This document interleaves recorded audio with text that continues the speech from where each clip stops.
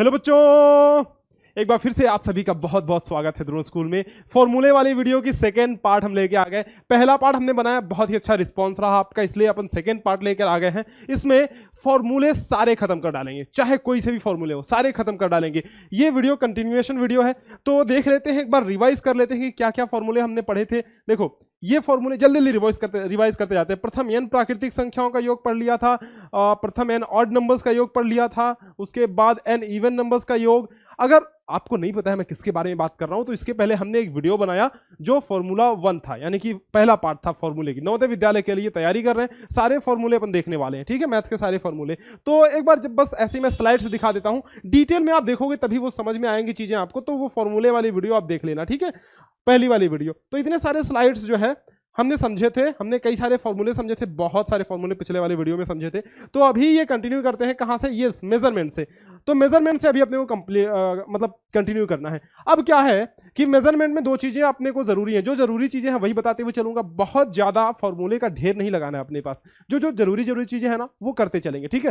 तो समय के रिलेटेड मेजरमेंट आपको जान लेना है कि बहुत सिंपल सी चीज है कि आप जानते हो बच्चों की 60 सेकेंड का ये चीजें याद रखनी है बस। 60 सेकेंड का होता है 1 मिनट, 60 सेकेंड का 1 मिनट होता है, और 60 मिनट का होता है, 60 मिनट का 1 घंटा होता है, 1 आवर होता है, ठीक है। और 24 घंटे का जो होता है, 24 घंटे का वो 1 डे होता है, 1 दिन होता है। और 1 डे का जो होता है, 1 डे का होता है, 7 डे का होता है, वो 1 सप्ताह होता है। 1 सप्ताह यानी कि 1 वीक होता है, ठीक है क्या जी, बिल्कुल सही है। और लगभग ये मतलब एकदम श्योर नहीं है, जैसे कि मान लो कि 28 दिनों का जो है, 28 दिनों का 4 सप्ताह बनेगा, ठीक है, 4 सप्ताह बनेगा। और 4 सप्ताह का आप 1 महीना नहीं कह सकते हो, लेकिन जनरली ये मान करके चलते हैं, ठीक है। तो इसमें कंफ्यूजन नहीं रखना है, इसलिए इसको नहीं लिखते हैं, इसको कोई जरूरत नहीं है। बाकी आप ये देखो, अभी 30, 28, 29, 30 या फिर 31 दिनों का 1 महीना होता है। लेकिन देखो, क्योंकि फरवरी में कभी कभी 28 दिन होते हैं, कभी कभी 29 दिन होते हैं, लीप वर्ष में बताऊंगा, आगे बताऊंगा इसमें, है ना। और किसी महीने में 30 दिन होते हैं, किसी महीने में 31 दिन होते हैं। 30 और 31 किस किस महीने में होते हैं जल्दी से मैं बता देता हूं। जैसे आप मुट्ठी आगे करो ऐसे, ठीक है, मुट्ठी आगे करो, यहां से गिनना शुरू करो। देखो यहां से गिनना शुरू करो, ये जनवरी, ये ऊंचा है ना, तो इसमें 31 दिन होंगे। ये फरवरी गड्ढा है ना, ये फरवरी गड्ढा है, तो इसमें 28 या 29 दिन होंगे। फरवरी एक एक्सेप्शन है, बाकी सभी में मार्च आया, मार्च ऊंचा है तो मार्च में 31 दिन होंगे।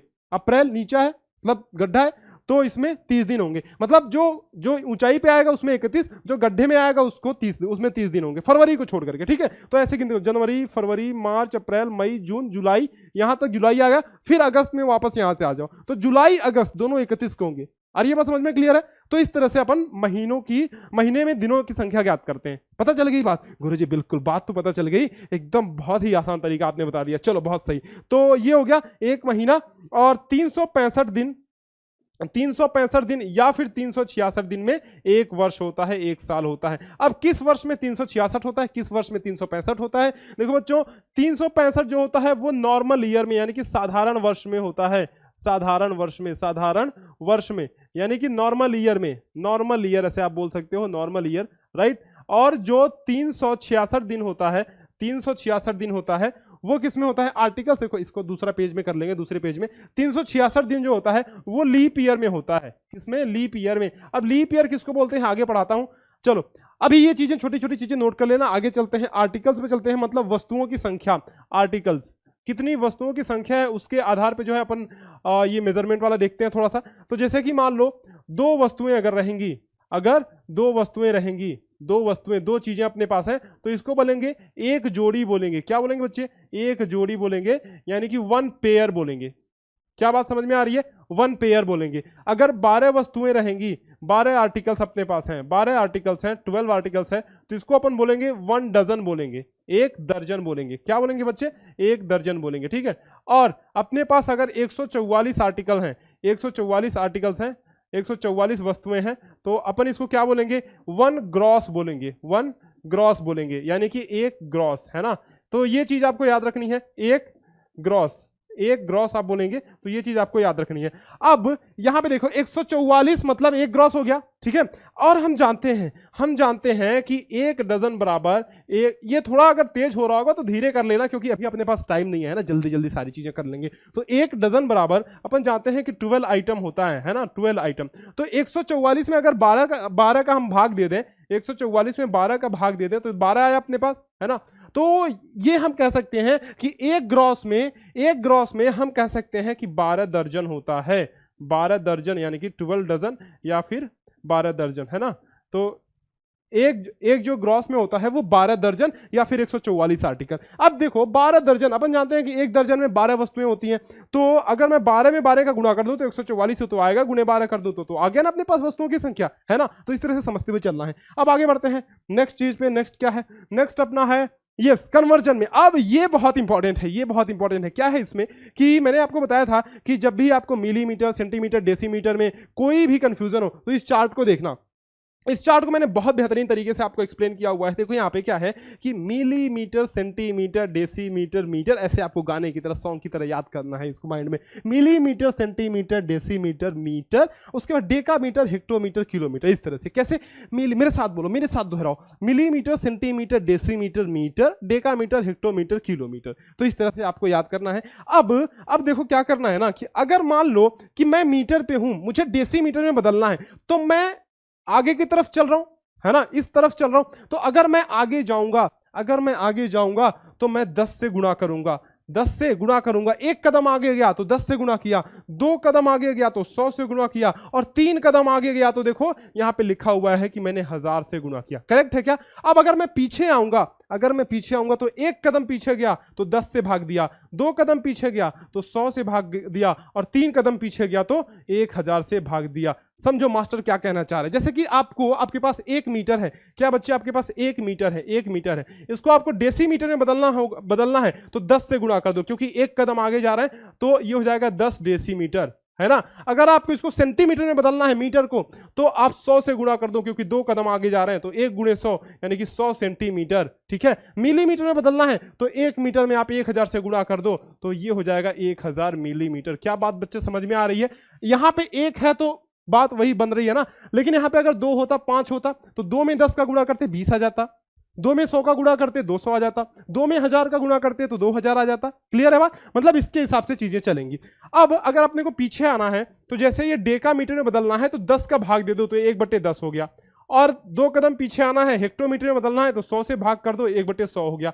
3 कदम आपको पीछे आना है तो आपको 1000 से भाग करना होगा 1/1000, ये हो गया, ठीक है, 1/1000 हो गया। तो इस तरह से आपको ये चीजें याद करनी है। स्क्रीनशॉट ले लो इसका। आगे बढ़ते हैं जल्दी से, स्क्रीनशॉट इसका ले लो, बढ़े आगे।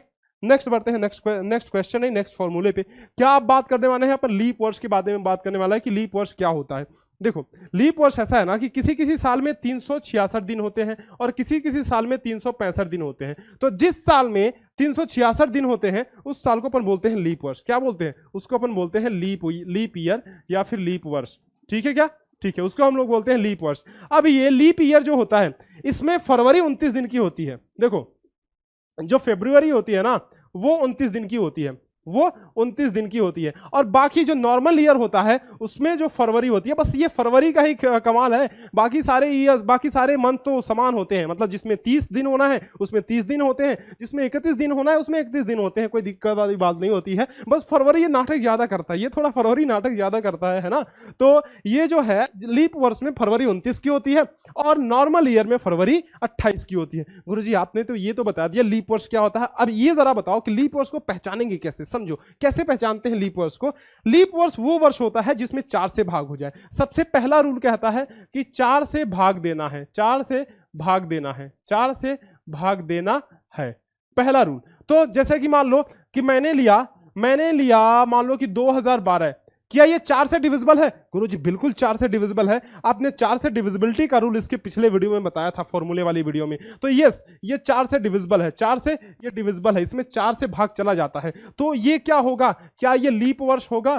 क्या ये लीप ईयर होगा? बिल्कुल ये होगा, लीप वर्ष होगा, ठीक है, 4 से विभाजित है तो लीप वर्ष होगा। 2013 के बारे में क्या ख्याल है, ये लीप वर्ष नहीं होगा। 2014 के बारे में क्या ख्याल है, 4 से ये भी डिविजिबल नहीं है तो ये भी लीप वर्ष नहीं होगा। 2015 के बारे में क्या ख्याल है गुरुजी, ये भी लीप वर्ष नहीं होगा। 2000 मान लो कि 2016 के बारे में, अगला इसके बारे में गुरुजी ये तो 4 से डिविजिबल है ना, तो 4 से डिविजिबल है तो ये लीप वर्ष होगा। ठीक है, क्लियर है पहला रूल। लेकिन अब अटकोगे कहां, ये ध्यान से देखना। तो अभी हमने जाना कि ये सारे ईयर्स लीप ईयर हैं कि नहीं है, ये हमने समझ लिया है ना कि 2012 लीप ईयर है, 13 नहीं है, 14 नहीं है, 15 नहीं है, फिर 16 अगेन लीप ईयर है। तो पहला नियम ये कहता है कि 4 से भाग दो आप, अगर ये डिविजिबल है तो लीप ईयर होगा, अगर डिविजिबल नहीं है तो लीप ईयर नहीं होगा। इतनी बात क्लियर है। अभी ध्यान से समझना, अगर तुम्हारे सामने अभी तुम्हारी बुद्धि चकराने वाली है, मान लो मैं 2100 के बारे में बात करता हूं, तो क्या ईयर 2100 लीप ईयर है? बेटा बहुत ईमानदारी से सुनो, बहुत ईमानदारी से क्या करो, वीडियो को पॉज करो और कमेंट सेक्शन में अभी लिखो कि लीप ईयर है या नहीं है।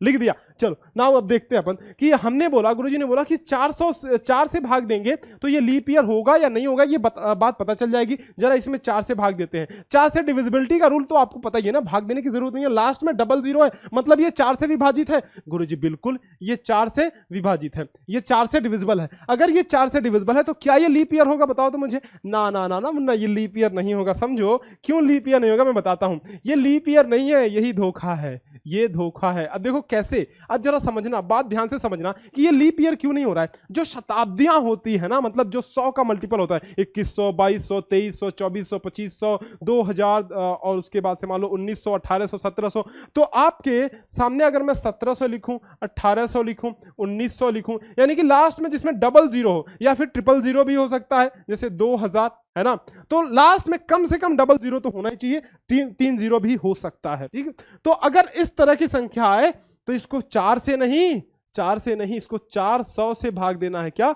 400 नहीं, 400 से भाग देना है। क्या बोला एक बार फिर से फटाक से, इसमें 400 से, 4 से नहीं 400 से भाग दे के देखना है। तो 2100 में अपन 400 से भाग देंगे, 2100 डिवाइडेड बाई 400, तो जरा देखो जीरो, तुम तो गए। क्या 21 में 4 से भाग होगा ना गुरुजी, 21 में 4 से भाग तो नहीं जाएगा। तो क्या ये लीप ईयर होगा? नहीं, तुम नहीं हो, क्या तुम नहीं हो, तुम लीप ईयर नहीं हो, है ना, तो ये लीप ईयर नहीं है। अब जरा बात को समझना, हमने फिर से क्या बोला, मैंने ध्यान से समझना कि जब नॉर्मल ईयर्स हैं, मतलब ये शताब्दी नहीं है, लास्ट में 2 जीरो नहीं है, तो 4 से भाग दे लो। अगर शताब्दी आ गई तो बात यहां पे फंस जाएगी, आपको 400 से भाग देना पड़ेगा। क्लियर है, एकदम क्रिस्टल क्लियर है कि नहीं? चलो बोलो, क्रिस्टल क्लियर है। आगे बढ़ते हैं नेक्स्ट फॉर्मूले पे अपने। नेक्स्ट फॉर्मूला क्या है, अगला फॉर्मूला देखो, अगला फॉर्मूला कहां गया, हाँ परसेंटेज पे, परसेंटेज की बात करते हैं। देखो छोटे छोटे कॉन्सेप्ट है, सारे इस फॉर्मूले में वाली वीडियो में क्लियर करने वाले हैं। फॉर्मूले की इससे ज्यादा वीडियो नहीं खींचेंगे, क्योंकि अब ये वीडियो जितनी भी लंबी हो जाए इसको खत्म ही करेंगे। ठीक है, परसेंटेज मतलब कोई चीज जब 100 में व्यक्त करी जाती है तो परसेंटेज, सिंपल सी बात है। जैसे कि मान लो मेरे नंबर आए मान लो कि 85 नंबर आए, 85 नंबर आए 100 नंबर में। ठीक है, तो 85 नंबर आए अगर 100 नंबर में, तो मैं कहूंगा कि मेरे 85% नंबर आए, 85% नंबर आए। ठीक है, अब मान लो कि मेरे नंबर आए 45 नंबर आए 50 नंबर में, 50 नंबर का पूरा था एग्जाम और मेरे 45 नंबर आए, तो मेरा क्या 45% है? नहीं, मेरा 45% नहीं है, क्योंकि हम अभी 50 में देख रहे हैं। अगर 50 में 45 आ रहा है तो 100 होता तो कितना आता, इसका दुगना हो रहा है, यानी कि 100 होता तो मेरे जो मार्क्स है वो लगभग 90 आते ना, तो मेरा 90% होगा। गुरुजी बात तो क्लियर है, लेकिन अब बदलेंगे कैसे, कन्वर्ट कैसे करेंगे, तो समझो। अब इसको कन्वर्ट कैसे करेंगे कि जितने में पूछ रहा है उसको नीचे रखेंगे और जितना है उसको ऊपर रखेंगे। मतलब 45 है ना 50 में, तो जितने में है उसको नीचे रखेंगे, जितना है उसको ऊपर रखेंगे, यानी 45 और 100 से गुना कर देंगे। तो 50 दूनी 100 और 45 दूना 90, यानी कि 90%। ठीक है, तो परसेंटेज की बात क्लियर है। आगे बढ़ते हैं। अब देखो कि कोई आपके पास कोई संख्या दी हुई है, जैसे 1 दिया है, उसको परसेंटेज में कैसे बदलेंगे? सिंपल, इसको परसेंटेज में बदलने के लिए 1 गुणे 100 कर दो, 100 से गुणा कर दो, मतलब ये 100% हो गया। मान लो कि 1.5 दिया है, इसको परसेंटेज में कैसे बदलेंगे? तो 1.5 इंटू 100 कर दो, बराबर ये 150% हो गया। ठीक है, 150%। मान लो कि 0.67 दिया है, इसको परसेंट में बदलना है, तो 0.67 इंटू 100 कर दो, 100 से गुणा कर दो, यानी कि 67% ये हो गया। अब थोड़ी सी बात और आगे बढ़ाते हैं, कहानी को आगे बढ़ाते हैं और एक काम करते हैं ना कहानी को आगे बढ़ाते हैं और अपन मान लो कि अपने पास है 2/5 है, इसको परसेंट में बदलना है तो क्या करेंगे 100 से गुणा कर देंगे। जब भी परसेंट में बदलना हो तो 100 से गुणा कर देंगे, 2/5 गुणे 100 यानी कि 40% हो गया। क्या ये बात क्लियर समझ में आ रही है? तो कोई भी चीज चाहे डेसिमल हो चाहे भिन्न हो, आपको परसेंट में बदलना है तो 40 से गुणा कर देना है। क्लियर है? और अगर परसेंट को इसमें बदलना है, डेसिमल में बदलना है या फिर फ्रैक्शन में बदलना है तो 100 से भाग कर देना है। कैसे? देखो कैसे, अगर आपके पास 50% है, 50% है, इसको आपको भिन्न में बदलना है, फ्रैक्शन में बदलना है तो 50/100 कर देना, 50/100 कर देना यानी कि 1/2 आ गया। या फिर आप इसको ऐसे भी लिख सकते हो 0.5, है कि नहीं? तो अगर आपको परसेंटेज से उल्टा आना है तो 100 से भाग दे देना है और परसेंटेज में बदलना है तो क्या करना है 100 से गुणा कर देना है। देखो अब वीडियो को पूरी देखना, बहुत अच्छे कॉन्सेप्ट मैं क्लियर करा रहा हूं इसमें। अब वीडियो थोड़ी लंबी हो जा रही है लेकिन दिक्कत वाली बात नहीं है, तुम्हारे कॉन्सेप्ट सारे क्लियर होंगे। अपने पास टाइम नहीं रह गया इसलिए जल्दी जल्दी थोड़ा चलना पड़ेगा। अगले क्वेश्चन पे चलते हैं। क्वेश्चन नहीं, देखो फॉर्मूले पे। अब परसेंटेज वाला चार्ट, तुम्हें ईटीपी वाला सीरीज याद है? ईटीपी वाली सीरीज में हमने पहला ही जो वीडियो था उसमें परसेंटेज कराया था, पहला दूसरा एंड तीसरा वीडियो हमने परसेंटेज कराया था, तो उम्मीद करता हूं ये आपको पता होगा। तो ये चार्ट हमने बनवा रखा था, है ना, कि परसेंटेज वाला चार्ट आप याद रखना। जैसे 1/2 को मैंने बोला 50%, उसके बाद 1/3 को 33 से 1/3%। तो ये चार्ट एक बार फिर से स्क्रीनशॉट ले लो, ये मेमोराइज कर लेना बच्चे, ये बहुत जरूरी है परसेंटेज के लिए। आगे बढ़ते हैं। अब बात करते हैं, किसी चीज में वृद्धि होती है, परसेंटेज वृद्धि होती है किसी चीज में, ठीक है?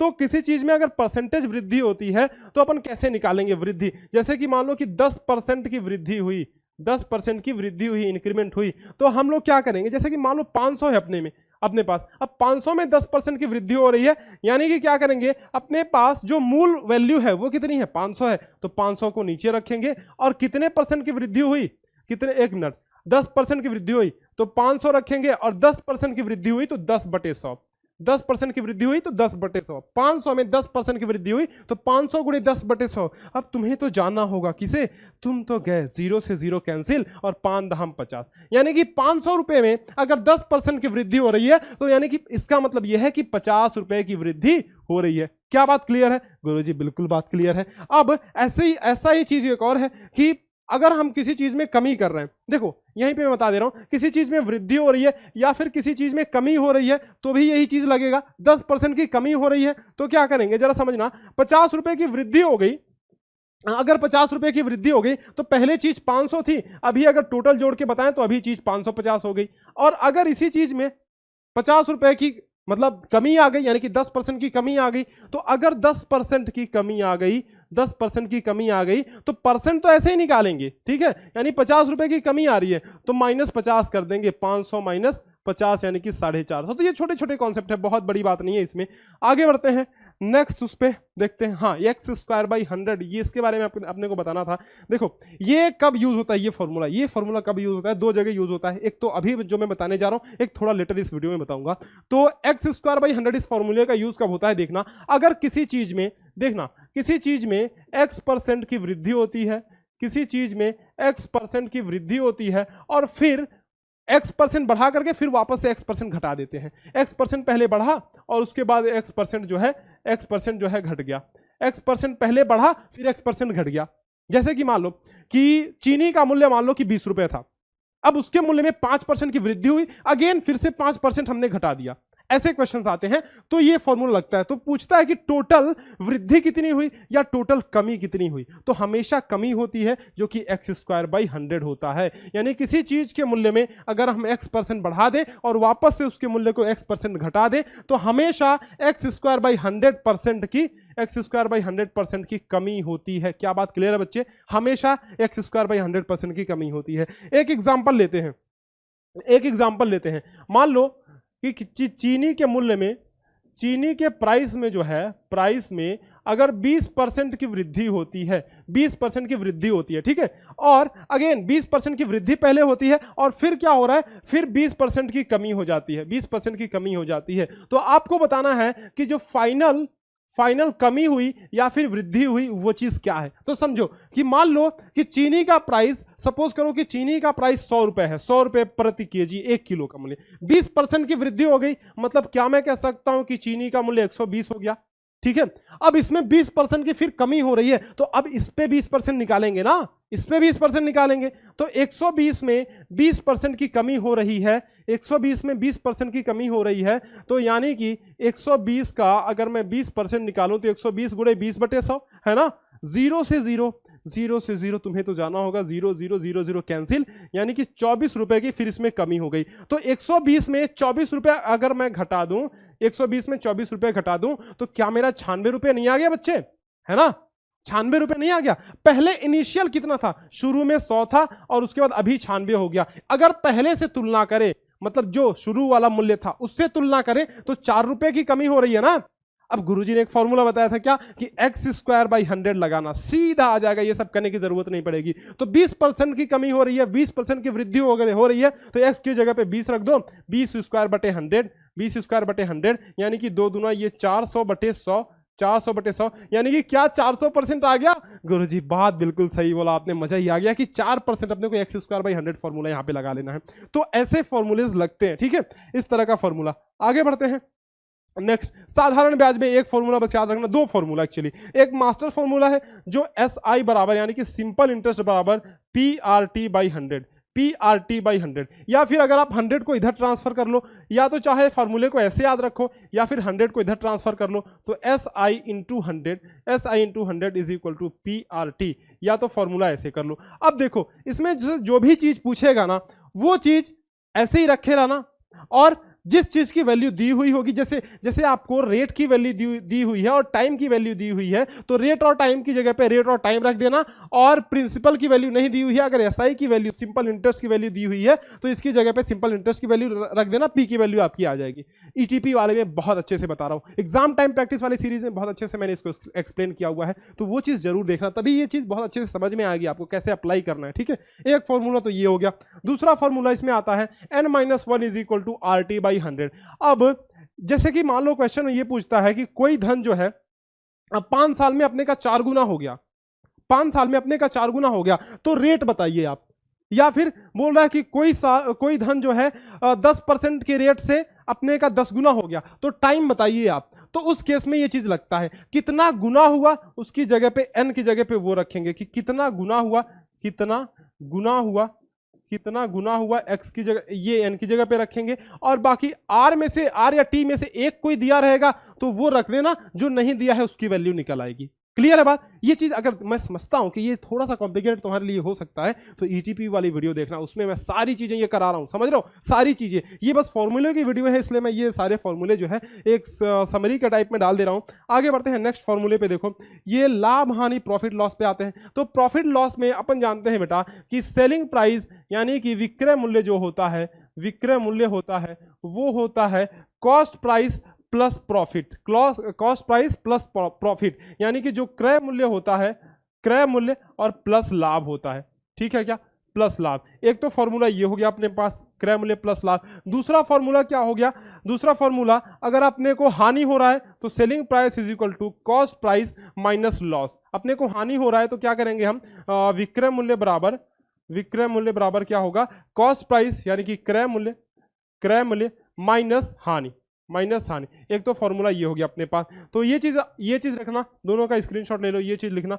तो अब देखो, अब इसमें से कोई ना कोई दो वैल्यूज दी होंगी, एक वैल्यू आपको फाइंड आउट करना होगा। जैसे कि मान लो आपको कॉस्ट प्राइस फाइंड करना है, तो इसकी और इसकी वैल्यू रख दो, कॉस्ट प्राइस आ जाएगा। इसी तरह से आप फॉर्मूला खुद बना सकते हो। कैसे, जैसे कि आपको सीपी निकालना है ना, तो सीपी बराबर क्या हो जाएगा, पी को इधर ट्रांसफर कर दो, तो सीपी बराबर क्या मैं कह सकता हूं कि एसपी माइनस पी। देखो पी को इधर ट्रांसफर कर दिया, तो खुद ही ऐसे फॉर्मूले बनते जाएंगे। आगे बढ़ते हैं नेक्स्ट फॉर्मूले पे। देखो ये हो गया, अगर कोई वस्तु x% के लाभ पर बेची जाती है, ध्यान से समझना, x% के लाभ पर बेची जाती है तो विक्रय मूल्य उसका क्या होगा, वस्तु x% के लाभ पर बेची जाती है बेटा, तो जो विक्रय मूल्य होगा ना, विक्रय मूल्य होगा वो क्या होगा बताओ तो मुझे, वो होगा क्रय मूल्य, क्रय मूल्य और ब्रैकेट में रहेगा 100 प्लस x अपॉन 100। अगर x% के लाभ पर वो वस्तु बेची जाती है तो क्रय मूल्य इंटू 100 प्लस x बटे 100 ये विक्रय मूल्य हो जाएगा। ठीक है क्या गुरुजी, बात समझ में आ रही है। और अगर क्रय मूल्य दिया हुआ है तो विक्रय मूल्य निकालने के लिए ये फॉर्मूला लगाएंगे। और अगर विक्रय मूल्य दिया हुआ है, विक्रय मूल्य मतलब समझो, ये इंग्लिश में भी लिख दे रहा हूं, ये सेलिंग प्राइस है, ये कॉस्ट प्राइस है, ठीक है। तो अपने को अगर कॉस्ट प्राइस दिया हुआ है, सेलिंग प्राइस निकालना है तो ये कर देंगे, और सेलिंग प्राइस दिया हुआ है, सेलिंग प्राइस दिया हुआ है, कॉस्ट प्राइस निकालना है तो कैसे, इसको इधर कर दो ना, सिंपल सी बात है भाई। देखो अगर मैंने लिखा बेटा SP is equal to CP into 100 plus x upon 100 ऐसे लिखा ना हमने। तो अगर मुझे CP निकालना है तो क्या मैं ऐसे इस पूरे को क्या मैं इधर ट्रांसफर कर सकता हूं? गुरुजी बिल्कुल, मेरे दिमाग में ये घंटी बज रही है कि इसको अगर मैं इधर ट्रांसफर करूं तो SP इंटू हो जाएगा, ये 100 ऊपर चला जाएगा, 100 प्लस x नीचे आ जाएगा, है ना। तो 100 ऊपर चला गया और 100 प्लस x ये नीचे आ गया, इज इक्वल टू CP आ गया। क्या बात बच्चे क्लियर है? बोलो हाँ, हाँ ना, ठीक है। तो ये हो गया अगर x% लाभ पर बेची जाती है। सिमिलरली अगर कोई वस्तु x% हानि पर बेची जाती है तो क्या होगा, एक मिनट, हाँ, x% हानि पर अगर कोई वस्तु बेची जाती है तो आपको क्या करना है, अगर सेलिंग प्राइस निकालना है तो आपको क्या करना है, cost price 100 minus x upon 100 minus x upon 100 आपको कर देना है ये चीज, ठीक है क्या, 100 माइनस x अपॉन 100। और पिछले वाले में क्या कर रहे थे, 100 प्लस x अपॉन 100, इसमें 100 माइनस x अपॉन 100। अब वैसे जैसे मैंने पिछले वाले में बताया वैसे इसमें ही फॉर्मूले को अदल बदल कर सकते हो, ठीक है। आगे बढ़ते हैं जल्दी जल्दी इसको खत्म करते हैं। अगर देखो दो वस्तुओं का विक्रय मूल्य समान है, बच्चे कह रहा है कि दो वस्तुओं का विक्रय मूल्य समान है, एक वस्तु को x% की हानि पर लॉस पे बेचा जाता है और दूसरी वाली वस्तु को x% के लाभ पर बेचा जाता है। एक वस्तु को बेचने पर x% की हानि हो रही है, दूसरी वस्तु को बेचने पर x ही % का लाभ हो रहा है। तो इन दोनों केसेस में ओवरऑल यानी कुल मिलाकर के अगर देखा जाए तो हमेशा x² 100% की हानि होती है, x² 100% की हानि होती है। तो ये चीज याद करना, लॉस होता है। अगले पे बढ़ते हैं, नेक्स्ट देखो, नेक्स्ट चीज। अब ये थोड़ी बहुत चीजें आपको कंफ्यूजन वाली लगेंगी लेकिन मैं सारी चीजें एक्सप्लेन कर दूंगा। एग्जाम टाइम प्रैक्टिस सभी का सॉल्यूशन है, एग्जाम टाइम प्रैक्टिस वाली वीडियो देखो। इसमें क्या है, सीरीज पूरी में डाल रहा हूं ना एग्जाम टाइम प्रैक्टिस पे। ये डिस्टेंस टाइम एंड स्पीड का फॉर्मूला, दूरी बराबर समय गुणे चाल, बस एक फॉर्मूला याद रखना, काम चल जाएगा तुम्हारा। दूरी बराबर समय गुणे चाल। अब इसी को मान लो कि तुम्हें समय निकालना है, तो चाल को इधर कर दो, यानी कि दूरी बटे चाल हो गया, दूरी बटे चाल नीचे आ जाएगा तो चाल इधर आ गया। तो एक ही फॉर्मूले से सारे फॉर्मूले निकल जाएंगे, बस फेर बदल करना है आपको, इधर उधर पलटना है। क्या बात क्लियर है? गुरुजी थोड़ा मुझे मेहनत तो करना पड़ रहा है लेकिन बात क्लियर आ रही है। कन्वर्जन में देखो, कन्वर्जन में जब अपने को मीटर प्रति सेकंड को किलोमीटर प्रति घंटे में बदलना है, किलोमीटर प्रति घंटे में बदलना है, तो अपने को क्या करना है, मीटर प्रति सेकंड को किलोमीटर प्रति घंटे में बदलना है तो 18/5 से गुणा करना है, और किलोमीटर प्रति घंटे को अगर मीटर प्रति सेकंड में बदलना है तो 5/18 से गुणा करना है। मतलब क्या गुरुजी थोड़ी ट्रिक से बताओ ना। देखो ये छोटे में बदलना है तो छोटा ऊपर रखेंगे, बड़े में बदलना है, किलोमीटर बड़ा है ना, मीटर छोटा है, तो बड़े में अगर बदलना है तो बड़ा ऊपर रखेंगे, ठीक है। इस तरह का कन्वर्जन इसमें आता है। अगले उसमें चलते हैं, नेक्स्ट देखो रिलेटिव स्पीड क्या होता है। रिलेटिव स्पीड मतलब ये हुआ जैसे कि मान लो आप बैठे हो एक ट्रेन में, आपका दोस्त दूसरे ट्रेन में बैठा है, तो जब दोनों ट्रेन एक ही स्पीड से चलेंगे तो आपको लगेगा कि आपके बगल में ही तो है, वो चल रहा है सीधे सीधे। और ये तो बहुत बड़ी बात होगी, छोड़ो। मान लो कि साइकिल चला रहे हो आप और आपका दोस्त भी साइकिल चला रहे हैं, दोनों जब साथ साथ जा रहे हो तो दोनों एक दूसरे से आगे नहीं बढ़ रहे हो, है ना, साथ ही में चल रहे हो। यानी कि हम ये कह रहे हैं कि रिलेटिव स्पीड, तुम दोनों के बीच की रिलेटिव स्पीड जो है वो 0 है, ठीक है। 0 कहने का मतलब कि दोनों एक दूसरे से आगे पीछे नहीं हो रहे हो। तो रिलेटिव स्पीड का मतलब क्या होता है, रिलेटिव स्पीड का मतलब होता है कि मान लो अरे मास्टर को साइकिल बनाना था ना, तो मान लो कि मास्टर ने ऐसा कुछ साइकिल बनाया। कैसे बनेगा मास्टर साइकिल, मान लो कि ऐसा कुछ साइकिल बनाया है ना, तो ये साइकिल है और एक दूसरी साइकिल है, यहाँ पे मान लो ये दूसरी साइकिल एक चल रही है। तो दोनों, अगर मान लो इसकी स्पीड है 2 किलोमीटर प्रति घंटा और इसकी स्पीड है 3 किलोमीटर प्रति घंटा, तो जो रिलेटिव स्पीड आएगी जब समान दिशा में दोनों चीजें चल रही हो, समान दिशा में चल रही हो, तो जो रिलेटिव स्पीड आएगी वो घटेगी। मतलब कि 3 में से 2 घटा देंगे, 3 - 2 बराबर 1 किलोमीटर प्रति घंटा, है ना, 1 किलोमीटर प्रति घंटा। अब जब दोनों अपोजिट डायरेक्शन में चलेंगी तब क्या होगा, रिलेटिव स्पीड में यही देखना है कि मान लो कि ये है चंगू और ये है मंगू, तो ये इधर की तरफ जा रहा है, ये इधर की तरफ जा रहा है। इसकी स्पीड है 10 किलोमीटर प्रति घंटे और इसकी स्पीड है मान लो कि 15 किलोमीटर प्रति घंटे। तो ये दोनों अपोजिट डायरेक्शन में जा रहे हैं ना, तो स्पीड क्या होगी, जुड़ेगी, बिल्कुल। तो स्पीड होगी अपनी जुड़ेगी, इसी को रिलेटिव स्पीड बोलते हैं। स्पीड जुड़ेगी यानी कि 10 और 15 मिला करके 10 + 15 बराबर ये हो जाएगा 25 किलोमीटर प्रति घंटे। क्या बेटा बात समझ में आ रही है? गुरुजी बिल्कुल बात समझ में आ रही है। 10 + 15 25 किलोमीटर प्रति घंटे रिलेटिव स्पीड होगी। आगे बढ़ते हैं नेक्स्ट पे। आज मास्टर खत्म करके ही दम लेगा, बहुत हो गया फॉर्मूले का खेल, ठीक है। नेक्स्ट देखो, रेलगाड़ी और ट्रेन वाला, चलो इसको मैं करा दूंगा। रेलगाड़ी और ट्रेन वाला छोड़ते हैं, इसको मैं ईटीपी में कराऊंगा। सीधा बढ़ते हैं पेरीमीटर, एरिया और वॉल्यूम में।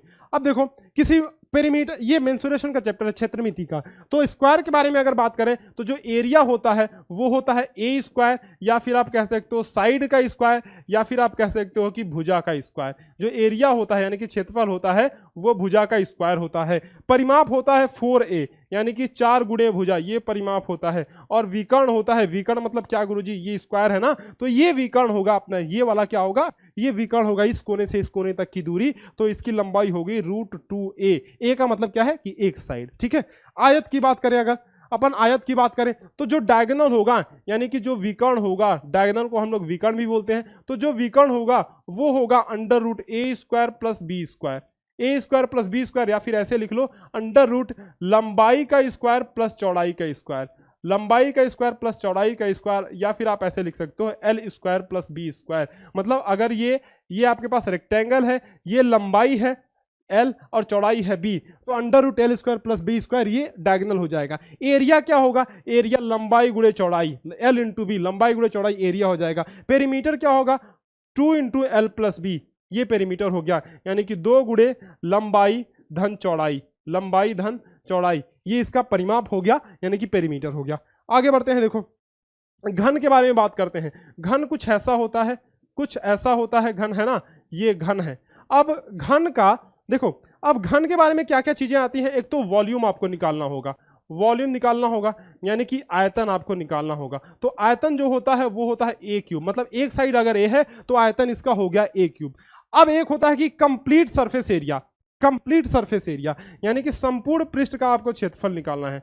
संपूर्ण पृष्ठ का क्षेत्रफल, पृष्ठ का आपको एरिया निकालना है, क्षेत्रफल निकालना है कंप्लीट, मतलब चारों तरफ के इसके एरिया निकालना है। तो वो होता है 6a², 6a², ठीक है, 6a² होता है। अब इसको आपको विकर्ण निकालना है, मतलब ये विकर्ण एकदम कोने से कोने तक की दूरी, यानी कि आपको डायगोनल निकालना है। क्या बेटा? आपको डायगोनल निकालना है। तो अगर आपको डायगोनल निकालना है तो आपको सीधा करना है √3 × a, √3 × a, याद रखना। आगे बढ़ते हैं, ये क्यूब की बात हो गई। अब बात करते हैं बेटा कमरे की। अब देखो क्यूब की बात हो गई, अब जहां भी कमरे की बात आए ना, रूम की बात आए, वो एक घनाभ होता है। क्या होता है? वो एक घनाभ होता है। ऐसा कुछ आपका कमरा होता है ना, ऐसा कुछ मान लो आपका कमरा है, ये आपका कमरा है, ये नीचे फर्श है, बाकी चारों तरफ दीवारें हैं। गुरुजी फर्श को थोड़ा सा हाईलाइट करो, मुझे दिख नहीं रहा है। तो ये नीचे ये फर्श है, ठीक है, नीचे फर्श है, बाकी ये दीवारें हैं आपकी चारों तरफ। तो आपको अगर इसका वॉल्यूम निकालना है ना, कमरे का वॉल्यूम या फिर आयतन, कमरा लिख लो या फिर घनाभ लिख लो, बात एक ही है, ठीक है, बात एक ही है, घनाभ या फिर आप इसको क्यूबॉइड लिख लो, ये क्यूबॉइड ही तो है। तो जो वॉल्यूम निकालेंगे अपन यानी कि आयतन निकालेंगे, वॉल्यूम यानी कि आयतन बराबर क्या होगा? आयतन बराबर होगा LBH यानी कि लंबाई गुणे चौड़ाई गुणे ऊंचाई, ठीक है, लंबाई गुणे चौड़ाई गुणे ऊंचाई। अभी अपने को आयतन पता चल गया। अब अपने को विकर्ण निकालना है यानी कि डायगोनल निकालना है, डायगोनल। तो विकर्ण बराबर क्या होगा? विकर्ण बराबर क्या होगा? यानी कि डायगोनल बराबर जो होगा वो होगा, देखो ध्यान से समझना, √L² + b² और प्लस क्या होगा? h², यानी कि लंबाई का स्क्वायर प्लस चौड़ाई का स्क्वायर प्लस ऊंचाई का स्क्वायर, ठीक है, लंबाई चौड़ाई ऊंचाई का √ में निकाल देंगे, स्क्वायर, तो हमारा विकर्ण निकल जाएगा। क्लियर है बात? बिल्कुल गुरुजी, बात एकदम क्लियर है ना। अब देखो ये हो गया अपने पास, ठीक है। अब और क्या चीज बच रही है?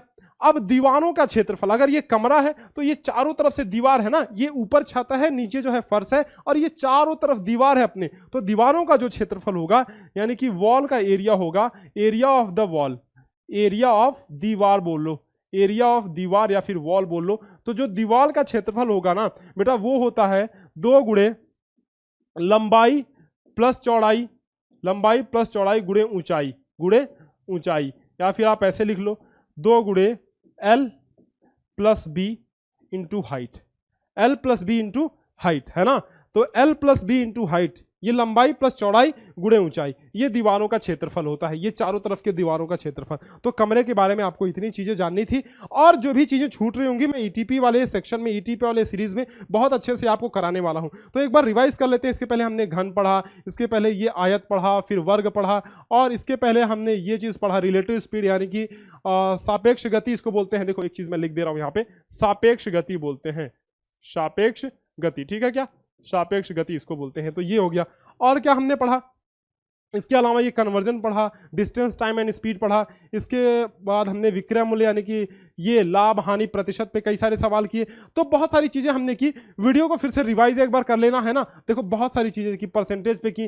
तो अब इस तरह से ये परसेंटेज वाला वीडियो लगभग परसेंटेज वाला बोल रहा हूँ, फॉर्मूले वाली वीडियो लगभग पूरा हो गया है। पूरी तरह से कंप्लीट अभी भी नहीं हुआ है, क्योंकि जब तक आप एप्लीकेशन नहीं समझोगे किस फॉर्मूले का कहाँ पे इस्तेमाल करना है, तब तक कोई बात नहीं बनने वाली है। और इसके लिए आपको क्या करना पड़ेगा, यस, ईटीपी की सीरीज देखनी है, यानी कि एग्जाम टाइम प्रैक्टिस। बेटा उम्मीद करता हूं कि आपको वीडियो बहुत पसंद आई होगी। लाइक करना वीडियो को, अपने सारे दोस्तों के साथ शेयर करना।